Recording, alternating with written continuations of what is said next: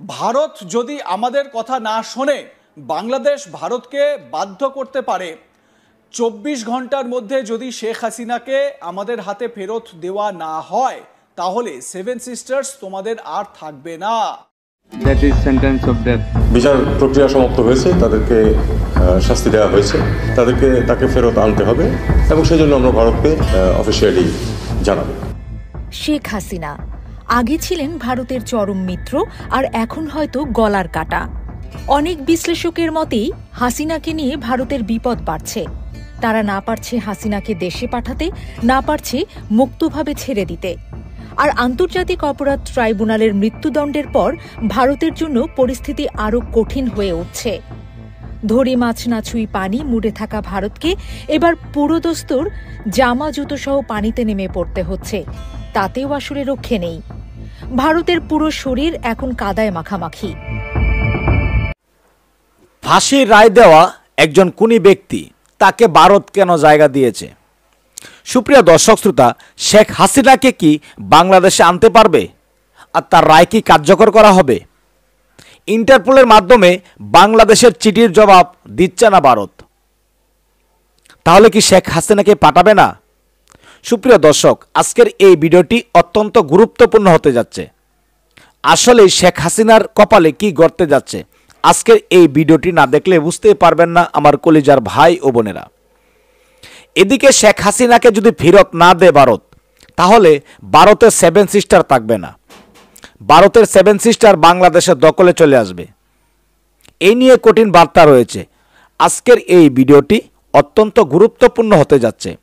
কে কোন জেলা থেকে আজকে আমাদের এই ভিডিওটি দেখছেন, অবশ্যই কমেন্টের মাধ্যমে জানিয়ে দিন। দয়া করে আজকের এই ভিডিওটি আপনারা সোশ্যাল মিডিয়াতে শেয়ার করে দিন। That is sentence of death. বিচার প্রক্রিয়া সমাপ্ত হয়েছে, তাদেরকে শাস্তি দেওয়া হয়েছে, তাকে ফেরত আনতে হবে এবং সেই জন্য আমরা ভারতকে অফিসিয়ালি জানাবো। শেখ হাসিনা আগে ছিলেন ভারতের চরম মিত্র, আর এখন হয়তো গলার কাটা। অনেক বিশ্লেষকের মতেই হাসিনাকে নিয়ে ভারতের বিপদ বাড়ছে। তারা না পারছে হাসিনাকে দেশে পাঠাতে, না পারছে মুক্তভাবে ছেড়ে দিতে। আর আন্তর্জাতিক অপরাধ ট্রাইব্যুনালের মৃত্যুদণ্ডের পর ভারতের জন্য পরিস্থিতি আরও কঠিন হয়ে উঠছে।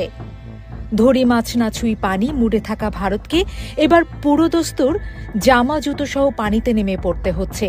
তাতেও আসলে রক্ষে নেই। ভারতের পুরো শরীর এখন কাদায় মাখামাখি। মৃত্যুদণ্ডপ্রাপ্ত আসামি শেখ হাসিনাকে ফেরত দেয়া নিয়ে রীতিমতো নাটক শুরু করেছে পার্শ্ববর্তী দেশ ভারত। বাংলাদেশের অন্তর্বর্তী সরকারের পক্ষ থেকে বারবার আবেদন ও চিঠি দেওয়া হলেও কিছুতেই তা কানে তুলছে না নরেন্দ্র মোদীর সরকার।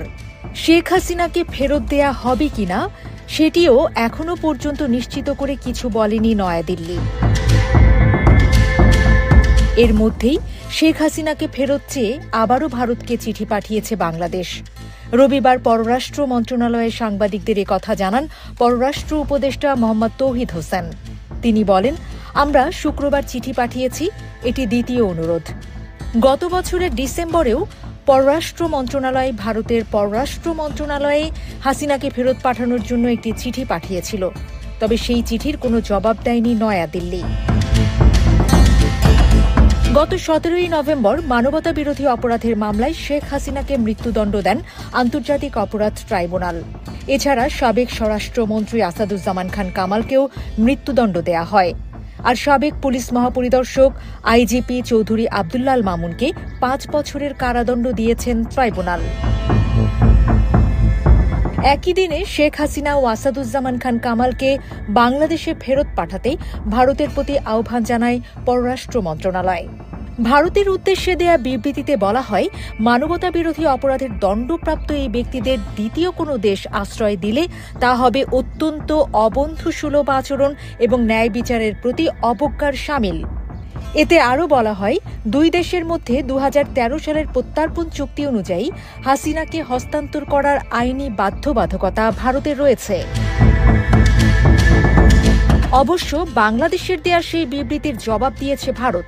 ভারতের পররাষ্ট্র মন্ত্রণালয় জানায়, বাংলাদেশের হাসিনার বিষয়ে আন্তর্জাতিক অপরাধ ট্রাইব্যুনাল যে রায় দিয়েছে, ভারত সেটি লক্ষ্য করেছে। তারা জানায়, ঘনিষ্ঠ প্রতিবেশী হিসেবে বাংলাদেশের শান্তি, গণতন্ত্র, অন্তর্ভুক্তি, স্থিতিশীলতা ও জনগণের সর্বোত্তম স্বার্থের প্রতি ভারত প্রতিশ্রুতিবদ্ধ। আমরা এই লক্ষ্যে সবসময় সকল অংশীদারদের সঙ্গে গঠনমূলকভাবে কাজ করে যাব। তবে শেখ হাসিনাকে হস্তান্তরে বাংলাদেশ সরকারের আহ্বানের কোনো জবাব দেয়নি নয়াদিল্লি। গত বছরের 5ই আগস্ট ছাত্র জনতার গণঅভ্যুত্থানে প্রাণে বাঁচতে ভারতে পালিয়ে যান শেখ হাসিনা। এরপর থেকে মোদী সরকারের আশ্রয়ে দিল্লির একটি সেফ হোমে অবস্থান করছেন তিনি। বাংলাদেশের পক্ষ থেকে বারবার আহ্বান জানানো হলেও এই সময়টায় শেখ হাসিনাকে ফিরিয়ে দেয়া নিয়ে টু শব্দও করেনি ভারত। ওয়াশিংটন ডিসি ভিত্তিক দক্ষিণ এশিয়া বিশ্লেষক মাইকেল কুগেলম্যান বলেন, হাসিনাকে আশ্রয় দেয়ায় ভারত ও বাংলাদেশের দ্বিপাক্ষিক সম্পর্ক কাঁটার মতো আটকে থাকবে। ভারত নিজের মিত্রদের যে প্রতিশ্রুতি দেয়, হাসিনাকে আশ্রয় দেয়া তারই প্রতিফলন। জওহরলাল নেহরু বিশ্ববিদ্যালয়ের দক্ষিণ এশিয়া অধ্যয়ন বিভাগের অধ্যাপক সঞ্জয় ভরদ্বাজ তিনি বলেন, বাংলাদেশে এখন ভারত বিরোধী শক্তি ক্ষমতায় রয়েছে। ভারত হয়তো বিষয়টিকে এমন দৃষ্টিকোণ থেকেও দেখছে, আর তাই হাসিনাকে হস্তান্তর করার মানে হবে নয়াদিল্লির পক্ষ থেকে ভারত বিরোধী শক্তিকে বৈধতা দেয়া। এ কারণেই ভারত শেখ হাসিনাকে ফিরিয়ে দিতে আগ্রহ দেখাচ্ছে না বলে মনে করছেন তিনি। লবণ লাগানোর পরিকল্পনা বাস্তবায়িত হতে দেয়া হবে না। ভারত শেখ হাসিনাকে রাখবে নাকি সেভেন সিস্টার্সকে রাখবে, এবার সিদ্ধান্ত তাদেরকেই নিতে হবে। বাংলাদেশকে নিয়ন্ত্রণ করার লোভে ভারত সেভেন সিস্টার্স হারাবে কিনা সেটাই এখন দেখার বিষয়। 24 ঘন্টার মধ্যে শেখ হাসিনাকে ফেরত না দিলে সেভেন সিস্টার্স হারাবে ভারত। বাংলাদেশের এমন আলোচনায় ঘুম হারাম পশ্চিমবাংলার মিডিয়ার। কি বলছে ভারতীয়রা, আসুন তা দেখি। শেখ হাসিনার বিরুদ্ধে চরম সাজা ঘোষণা করা হয়েছে বাংলাদেশে, আর সেই সাজা ঘোষণার পরে ভারতের কাছ থেকে হাসিনাকে ফেরত চেয়ে আবেদন জানিয়েছে বাংলাদেশ। এক প্রেস বিজ্ঞপ্তিতে বাংলাদেশ জানিয়েছে, আন্তর্জাতিক অপরাধ ট্রাইব্যুনালের রায়ে পলাতক আসামি শেখ হাসিনা ও আসাদুজ্জামান খান কামাল জুলাই হত্যাকাণ্ডের জন্য অপরাধী সাব্যস্ত হয়েছেন এবং দণ্ডপ্রাপ্ত হয়েছেন।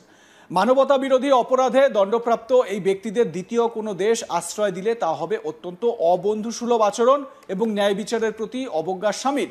আমরা ভারত সরকারের প্রতি আহ্বান জানাই, তারা যেন অনতিবিলম্বে দণ্ডপ্রাপ্ত এই দুই ব্যক্তিকে বাংলাদেশ কর্তৃপক্ষের কাছে হস্তান্তর করেন। দুই দেশের মধ্যে বিরাজমান প্রত্যর্পণ চুক্তি অনুসারে এটি ভারতের জন্য অবশ্য পালনীয় দায়িত্বও বটে। আর এবার বাংলাদেশের এক সাবেক সংসদ সদস্য গোলাম মাওলা রনিকে তো সে দেশের একটি সংবাদ মাধ্যমে হাসিনাকে প্রত্যর্পণ প্রসঙ্গে বলতে গিয়ে কার্যত দিল্লি ও সেভেন সিস্টার্স দখলের কথা বলতে শোনা গেল। কি বলছেন তিনি, শুনুন তাহলে কি বলছেন তিনি। বলছেন, ভারত যদি আমাদের কথা না শোনে, তার বক্তব্য কোট আনকোট আমি বলছি, ভারত যদি আমাদের কথা না শোনে আর আমরা যদি মুসলমান বিশ্বের কাছে আহ্বান জানাই এবং গজওয়াতুল হিন্দ চালু হয়ে যায়, তাহলে তো দিল্লিকে দখল করা আমাদের জন্য কোনো বিষয় নয়।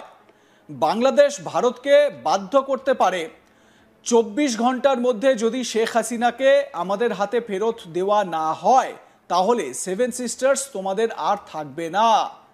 গোলাম মাওলা রনি একেবারে হুমকির সুরে এই বার্তা দেওয়ার চেষ্টা করছেন। কি বলছেন গোলাম মাওলা রনি? বলছেন, ভারত যদি আমাদের কথা না শোনে আর আমরা যদি মুসলমান বিশ্বের কাছে আহ্বান জানাই এবং গজওয়াতুল হিন্দ চালু হয়ে যায়, তাহলে তো দিল্লিকে দখল করা আমাদের জন্য কোনো বিষয় নয়। বাংলাদেশ ভারতকে বাধ্য করতে পারে 24 ঘন্টার মধ্যে যদি শেখ হাসিনাকে আমাদের হাতে ফেরত দেওয়া না হয়, তাহলে সেভেন সিস্টার্স তোমাদের আর থাকবে না।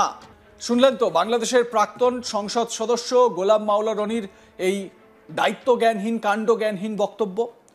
এই বক্তব্য প্রকাশ্যে আসতেই বিভিন্ন মহলে প্রশ্ন উঠতে শুরু করেছে, ওই ব্যক্তির কি মাথা খারাপ? না হলে এমন ভিত্তিহীন কথা বলবেনই বা কেন? এই কথা শুনে তো রীতিমতো হাসির রোল উঠেছে বিভিন্ন মহলে। হাসিনার বিরুদ্ধে সাজা ঘোষণার পরে ভারত বিবৃতি দিয়ে জানায়, ঘনিষ্ঠ প্রতিবেশী হিসেবে ভারত বাংলাদেশের জনগণের সর্বোত্তম স্বার্থের প্রতি প্রতিশ্রুতিবদ্ধ, যার মধ্যে রয়েছে শান্তি, গণতন্ত্র, অন্তর্ভুক্তি এবং স্থিতিশীলতা। আমরা সর্বদা এই লক্ষ্যে সকল অংশীদারদের সঙ্গে গঠনমূলকভাবে যোগাযোগ করব। বাংলাদেশ সেভেন সিস্টার্সকে নিরাপত্তা প্রদান না করলে সেভেন সিস্টার্স দ্বিতীয় কাশ্মীরে পরিণত হতো। বাংলাদেশ সেভেন সিস্টার্সের জনগণের সমৃদ্ধির চিন্তা করে এতদিন এই গুরুদায়িত্ব পালন করে এসেছে।